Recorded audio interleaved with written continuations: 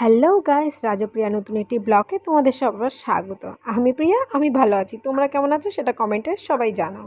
তো এই যে চলে গেছিলাম আমরা দীঘায়। কদিন ধরে একটু ইচ্ছা করছিল কোথায় যাওয়া যায় ঘুরতে। বাচ্চা কাচ্চা তো ইচ্ছেই করে ওদের একটু ঘুরতে। তো এই যে আমরা চলে গেছিলাম ঘুরতে সবাই মিলে। তো এই যে বাড়ি থেকে আমরা বেরিয়ে পড়েছি, রাত 12টার সময় বেরিয়ে এই যে যাচ্ছি। তো আমরা 3টে নাগাদ কোলাঘাট পৌঁছে গেছিলাম। এই যে সবাই বেরিয়ে একটু চাটা খেলাম, খেয়ে আবার বেরিয়ে পড়লাম। রাতটা যাই হোক কেটে গেল গাড়িতেই। সকালবেলা চোখ খুলতেই দেখলাম ও দীঘা মানে গেটটা সামনে। তো আমরা চলেই এসেছি দীঘায়। আমি ফটোটা তুলে নিল। এবার আমরা রুমে চলে এসেছি হোটেল দেখে। ফ্রেশ হয়ে খেয়ে দিয়ে চলে গেলাম বিচে এই যে বসে ওরা একটু আর ঘনু একটু আনন্দ করছে। যাই হোক, সমুদ্র দেখলে বাচ্চা কাচ্চা সবাই একটু আনন্দ করে।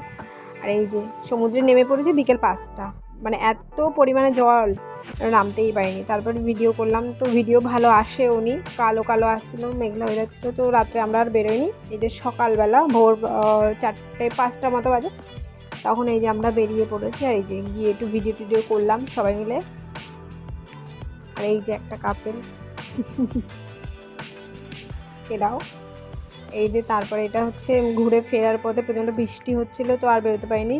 তো রুমে কাঁকড়া নিয়ে এসেছিলো, সেটাই সবাই খেলাম। খেয়ে দিয়ে উদয়পুরের উদ্দেশ্যে বেরিয়ে গেলাম। এই যে এসে সবাই মিলে একটু নাচানাচি করছে। এটা ঘনুর পাপা।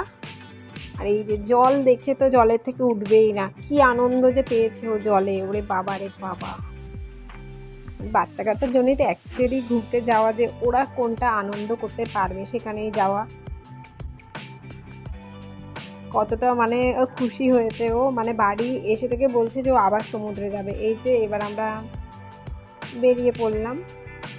তো আবার মোহনায় চলে এসেছি। এবার ঘুরে এবার মোহনায়, উদয়পুর থেকে ঘুরে মোহনায় এসেছি। তো মোহনাতে একটু ফটো তুলে এই যে রাত্রেবেলা এবার আমরা আবার বেরিয়ে পড়বো, মানে বাড়ি রওনা দেবো, বাড়ি চলে যাবো রাত্রেবেলা। তো সন্ধ্যাবেলা একটু আনন্দ করছে। এই যে আমরা আবার বেরিয়ে পড়েছি। টাটা বাই বাই, নতুন একটি ব্লগ আবার